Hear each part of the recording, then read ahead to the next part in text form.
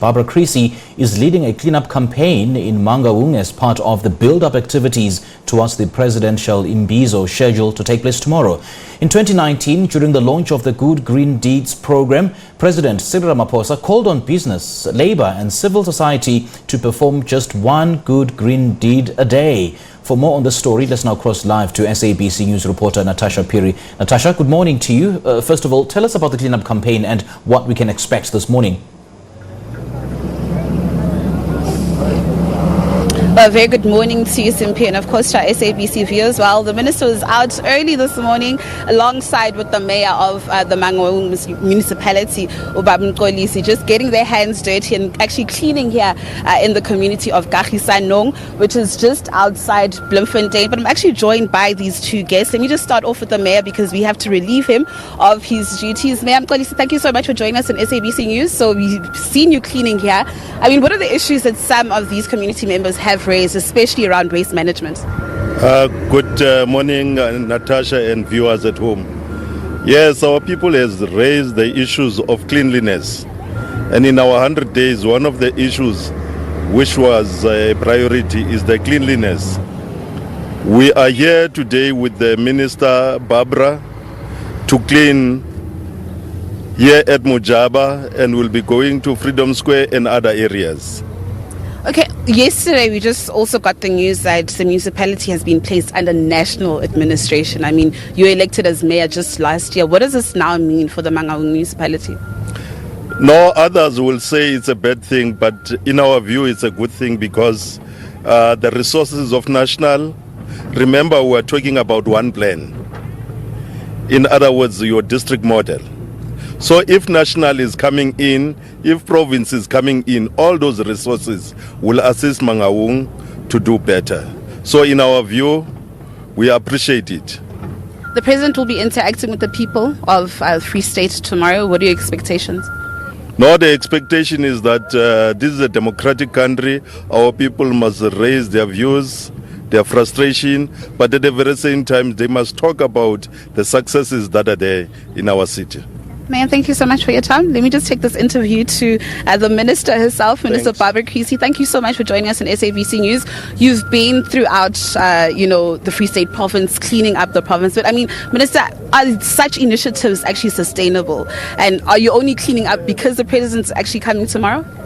You know, I think that's the issue of sustainability of these programs is key.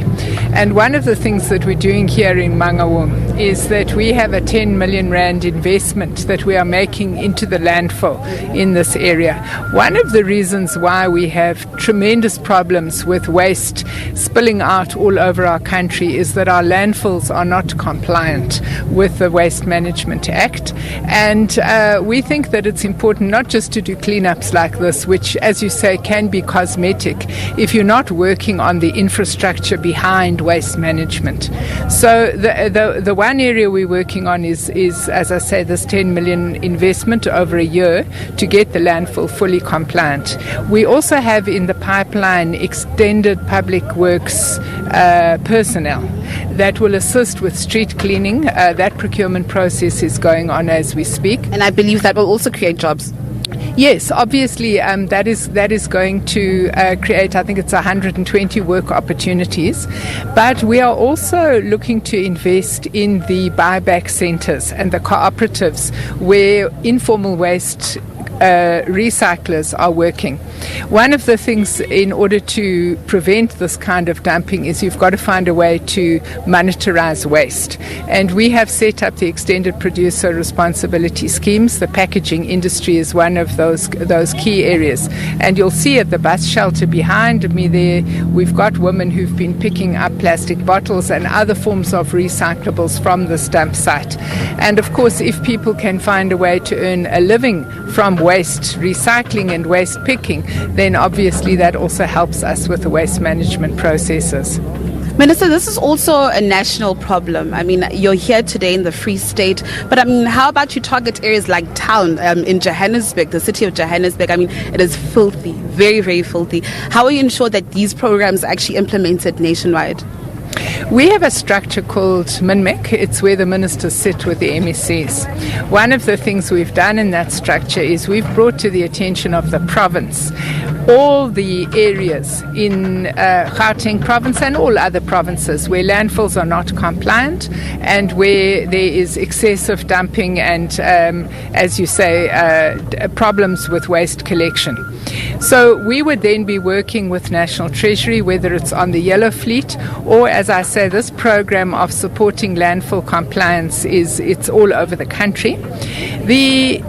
In particular, in the city of Johannesburg, what we're looking into is alternative forms of waste disposal.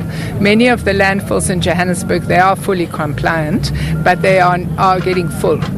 So we want to ramp up waste diversion, but we're also looking at other forms of waste disposal. For example, waste to energy. There's been Gauteng province has done a lot of research into that.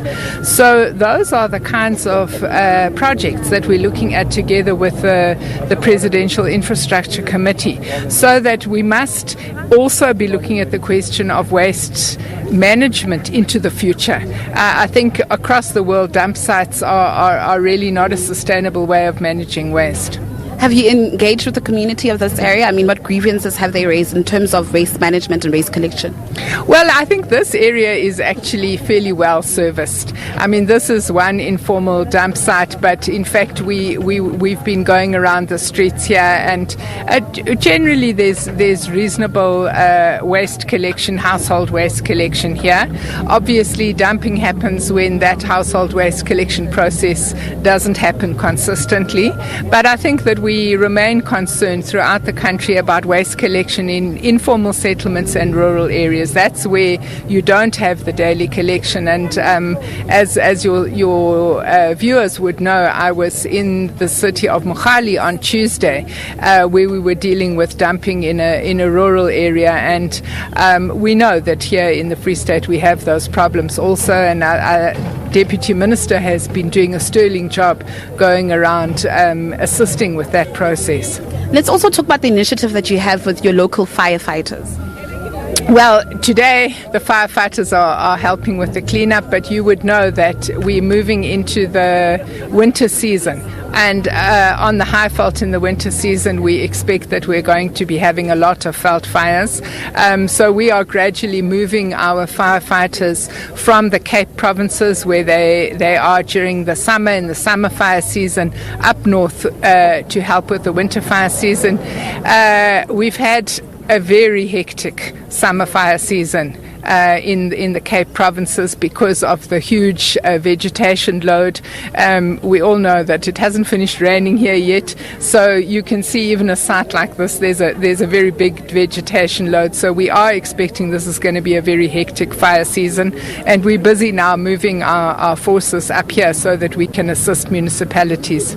And so just last question from my side. I haven't seen them, I haven't spotted them around the Free State. But I mean, in terms of waste collection, I mean, there's some informal groups, some would call them abomagereza, and you know them in Joburg. I mean, you see them pushing trolleys, collecting waste. I mean, as much as, yes, they're actually helping, but I mean, they actually do cause a danger, to motorists on the road. I mean, have you engaged somewhat with that informal sector?